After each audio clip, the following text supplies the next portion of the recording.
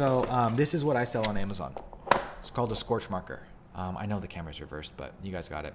It's a wood burning craft marker. Draw on wood with it, like this, and heat it up, and the wood's gonna burn only where you drew. So you can wood burn now with stencils.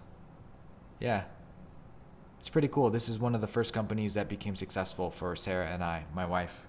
And this is the company that paid a lot of the bills and allowed us to have the extra money to start the extra stuff that we're doing and really dive into our entrepreneurial career. For some people, it's real estate.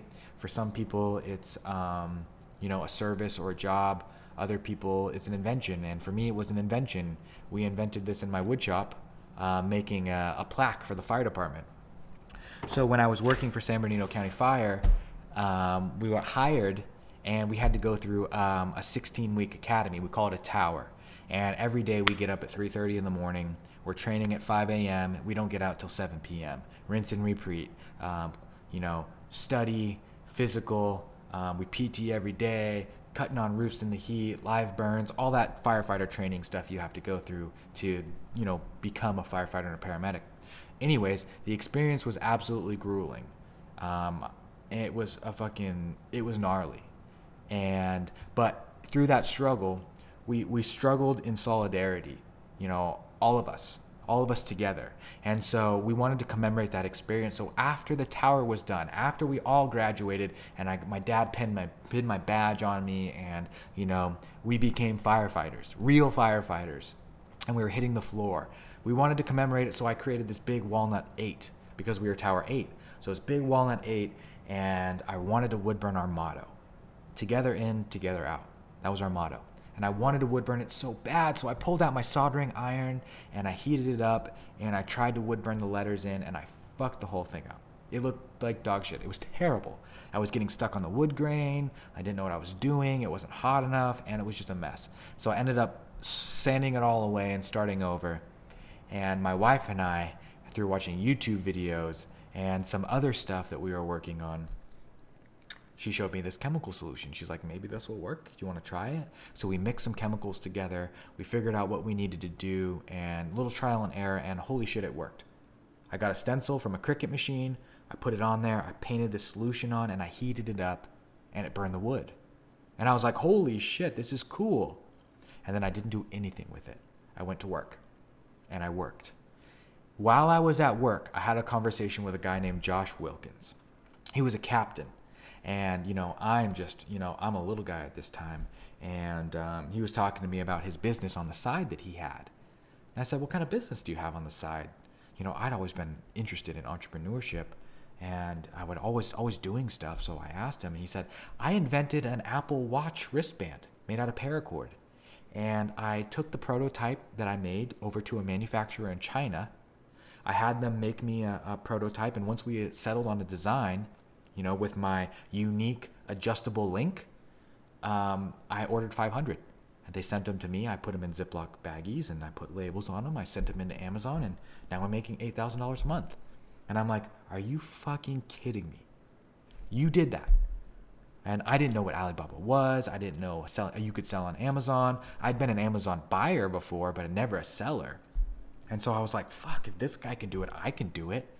So I scoured Amazon for markers and pens, and I bought like 100 of them. And I tested them all, and I figured out which one I liked the most. And then I found the manufacturer in China, and then I ordered empty markers from China. And then I filled these markers up with a syringe I had from the expired syringes in the paramedic stash. And I was filling up these markers, and I'm printing out labels, and I'm wrapping them around them and selling them one by one. And I sold one in 3 months. Sold one in 3 months' time. And then I sold one more. And then I was like, oh yeah, I forgot about this. Like maybe I should put a little more energy and effort into it and try a little bit. So I created an Instagram and I got it listed on Amazon and I started trying and we didn't do shit. But then we sold one more. And then we started to sell one a week. And then all of a sudden we had this one day where a YouTuber posted on our story, his story, and we sold 10. We sold 10 units from this guy, Jimmy DeRista. He posted on his story, and it blew my mind. I was like, holy shit, like, that's $200. Like, oh my God, that's so much money. Like, think about what we could do if we did that regularly. And shit, we got into Hobby Lobby yesterday, man.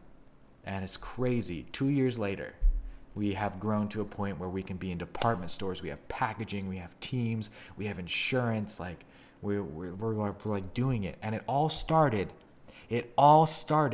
with my experience at the fire department.